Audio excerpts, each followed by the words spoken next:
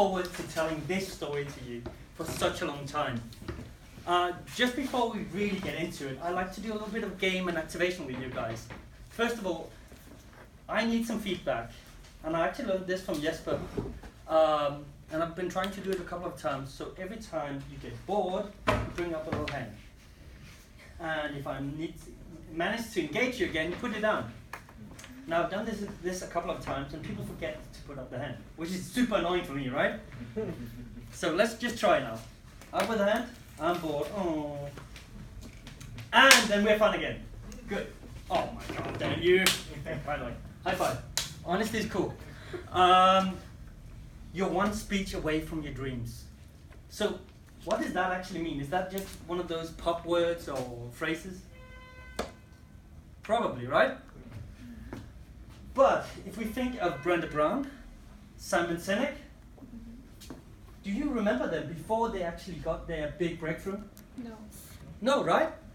Brenda Brown was talking for years and years about emotions and vulnerability until that final day she went on this TED Talk stage and she actually shouted out loud that she was vulnerable and she got scared and she did not want it out there. She actually wanted to take down her story and it just blew up. And today, you know what, a crazy thing with her is there's been some companies here that wanted to hire her and it was roughly around $150,000 US. Now, wouldn't it be cool to be able to say yes to $150,000 US for a speech? Yes? Yeah. Yeah. So how about, wouldn't it be really cool to be able to say no to that as well? Mm-hmm. That would be like, damn. So, there's a little bit of confusion today because this is both educational and it's my 10th speech. Thank you very much, by the way. I'm gonna give you some tools as well with this. And I want to do it because I went on a course and it was just mind-blowing for me. So the first thing is, you need to realize that usually the audience is in 3 separate categories. The first one is the more kinesthetic, shy ones. You need to talk in a small, nice language. You need to take it easy. The next one is the more clear, vibrant, and visual auditory people that love the play on words. And finally, come on, yeah, this is the visual people. They want the party, they're there. And you know, the funny part is that a lot of the best songs today, they are made this way. They start silently, they maybe even put in the flute, and then you get the singing, that's the auditory people, they're in there, they're like going with it. And then finally you put on the drums, you put on everything, and you're just blowing it out. By the way, this is the recipe if you ever want to go to Eurovision, that's how they make the songs. All of them, all the winning ones. Now, this is part of the technique. I was playing around with you in the auditory area, so kinesthetic area, I was turning it down, right? I was not moving a lot. Auditory, it was more, and vibrant, we were high-fiving.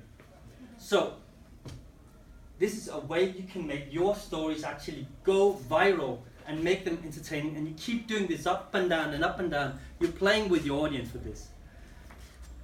The second part, and that's the one that is connected with the one speech away from your dreams, is telling it as stories you've lived and really dare to feel it. Go deep down there. So I'll tell you a story.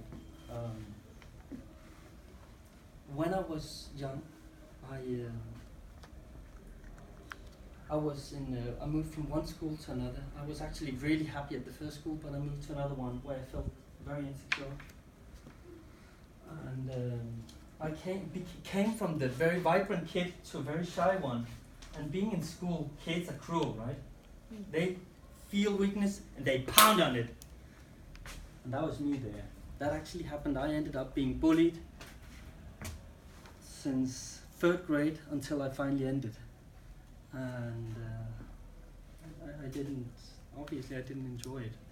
I could have done things, but I was stupid. I was only a boy, and not a smart one, by the way. So some of it is, of course, my own fault. I could have acted differently, but I didn't know how. I remember one time in 7th grade.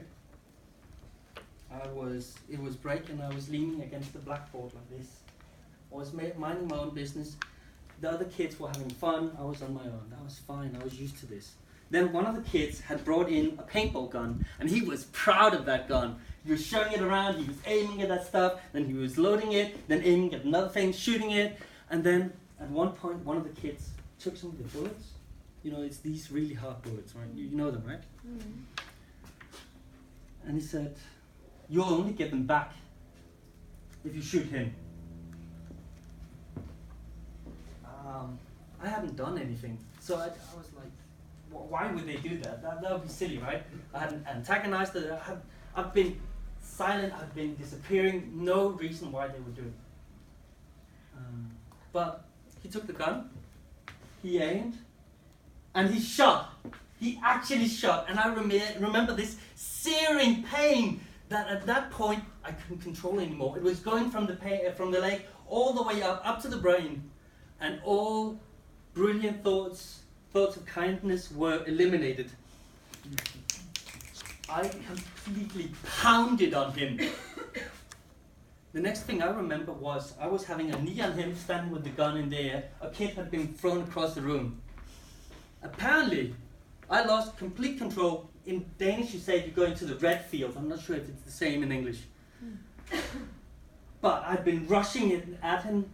One of the kids had been trying to get in the way. I'd grabbed him, threw him across the classroom. Funny, those powers I could have needed at another time, I think, as well. And then while he was running away, I grabbed him with one arm, pulled him down, and that was when I got my control back. I took the gun at this point and actually just went to the principals. I was in control now. And I told them what had happened.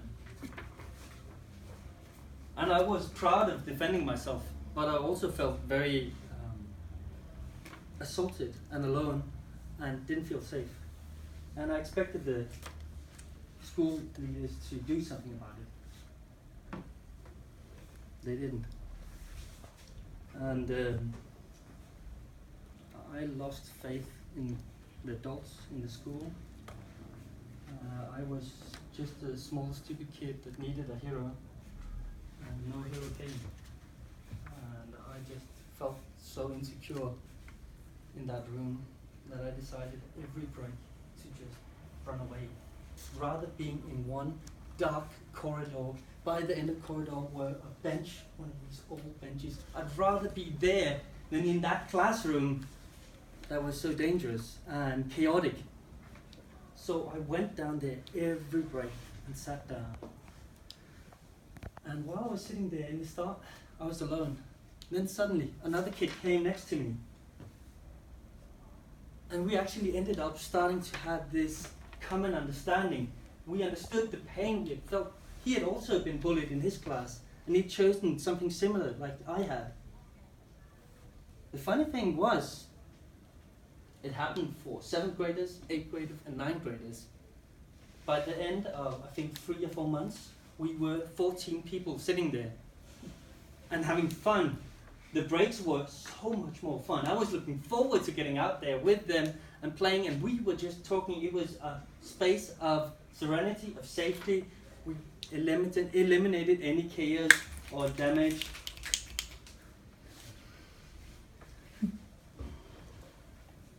If the same happened at high school, I found the same pattern, and the same pattern actually started again at university. And recently, I found the same in the dancing world, where I ended up starting a club a couple of years ago, where people would just come and share and enjoy. And I'm seeing the same here at Toastmasters. The commonality of us taking care of each other. And I came to appreciate this so much more.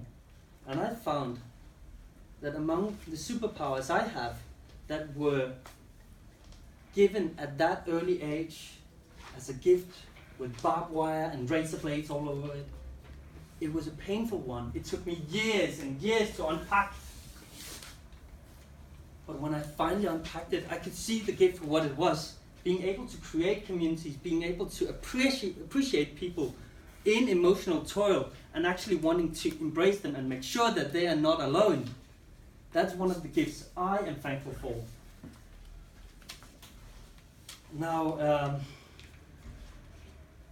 I'm wondering, what kind of gifts have you received wrapped in barbed wire and razor blades? And what kind of journey do you need to go through to realize that this is a gift? Did you notice this story has its ups and downs? Did you feel with me? Will you remember this story when you go home today? I could have told the same story very shortly. It was about a boy that needed a hero. He couldn't find it, and then he became the hero himself. Became the savior that he needed. You wouldn't have remembered. By actually taking you there with me and allowing you to feel what I felt at that time, that will allow people to remember your story forever. And that's when I say you're one story away from your dreams. That's when you can do that.